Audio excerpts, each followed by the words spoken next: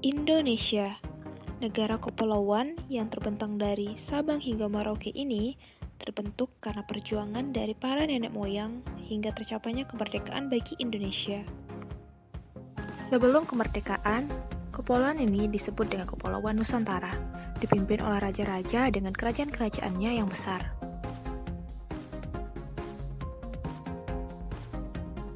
Akan tetapi, pada tahun 1511, Portugis berhasil menguasai Malaka. Mereka datang untuk mencari rempah-rempah sampai ke Nusantara. Keberadaan Portugis di Nusantara berakhir pada 1602 ketika Belanda datang dan mengalahkan Portugis. Terbukanya jalur menuju Nusantara juga mendorong negara-negara lain untuk datang ke Nusantara. Pada tahun 1521, Spanyol akhirnya sampai ke Nusantara, akan tetapi terjadi perebutan kekuasaan antara Spanyol dan Portugis. Perebutan kekuasaan ini juga mendorong keluarnya Spanyol dari wilayah Nusantara dan pindah ke Filipina. Pada 1602, Belanda akhirnya sampai ke Nusantara dan berhasil menguasai hampir seluruh wilayah dari Nusantara selama 365 tahun. Di Nusantara juga Belanda membentuk badan perdagangan yang diberikan nama VOC. Pada tahun 1806, Prancis datang menyusul. Di masa-masa krisis VOC tersebut, Belanda terkalahkan oleh Prancis dan wilayah kolonialisasinya jatuh ke tangan Prancis.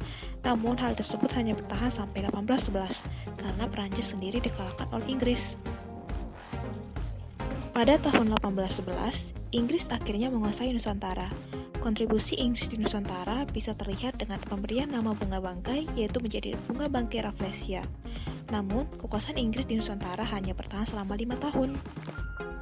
Jepang merupakan negara terakhir yang berkuasa di Indonesia, yaitu dari tahun 1942 sampai dengan 1945. Kekalahan Jepang di Indonesia merupakan buntut dari kekalahan Jepang pada Perang Dunia Kedua, sehingga Indonesia kemudian meraih kemerdekaannya. Nah, panjangnya sejarah Indonesia yang dikuasai oleh negara-negara asing kemudian mendorong masyarakat Indonesia untuk melakukan perlawanan melawan para penjajah. Indonesia akhirnya merdeka pada 1945.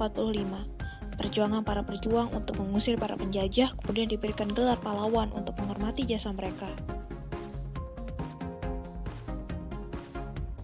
Nah, dalam video ini, kami akan menyajikan tokoh-tokoh yang diangkat menjadi pahlawan proklamasi. Penasaran? Yuk cek video berikut ini. Selain pahlawan proklamasi, Indonesia juga memberikan gelar kepada para pahlawan pembangunan dan para pahlawan revolusi. Penasaran siapa aja? Yuk cek video selanjutnya.